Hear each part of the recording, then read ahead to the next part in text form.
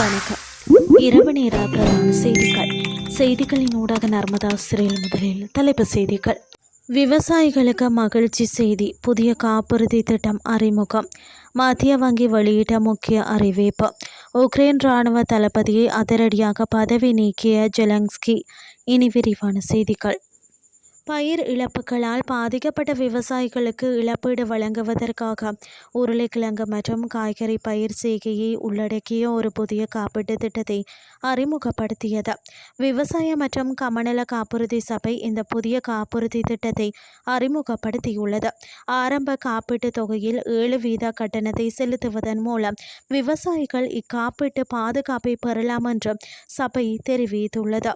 இந்த திட்டமானது சர்க்கரை வள்ளிக்கிழங்கு, மரவள்ளிக்கிழங்கு, கீரியல, பீட்ரூட், முட்டைக்கோஸ், கரட் லீக்ஸ், கத்தரிக்காய், வெண்டைக்காய், பயறு, பீன்ஸ், மிளகாய், கேப்சிகம், தக்காளி, பாகற்காய், பூசணி உள்ளிட்ட விவசாய திணைக்களத்தினால் பரிந்துரைக்கப்பட்ட பயிர்களை உள்ளடக்கும் என சபை தெரிவித்துள்ளது. இயற்கை பேரழிவுகள், கட்டுப்படுத்த முடியாத தாவர நோய்கள், பூச்சிகளால் ஏற்படும் சேதங்கள் மற்றும் காட்டு யானைகளின் தாக்குதல்களால் ஏற்படும் இழப்புகளுக்கு இந்த திட்டத்தின் கீழ் இழப்பீடு வழங்கப்படும். இலங்கை மத்திய வங்கி கொள்கை வட்டி வீதங்கள் தொடர்பில் முக்கிய அறிவிப்பொன்றை வெளியிட்டுள்ளது.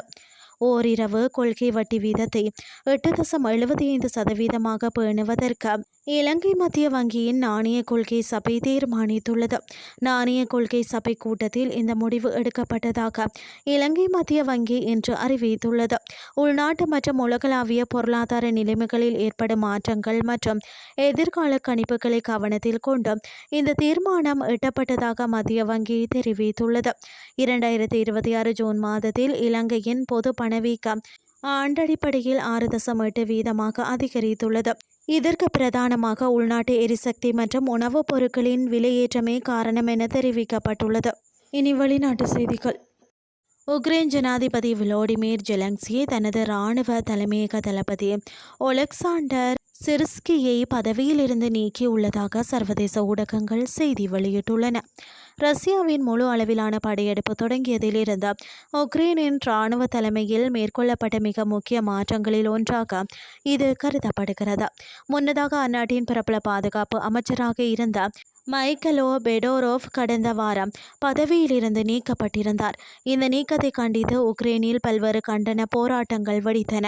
இந்த நிலையில் பாதுகாப்பு அமைச்சர் பெடோரோவுடன் தளபதி சிர்ஸ்கிக்கு நிலவி வந்த கருத்து வேறுபாடுகளே இந்த அதிரடி நீக்கத்திற்கு முக்கிய காரணமாக கூறப்படுகிறது. செய்திகள் யாவும் நிறைவடைகின்றது.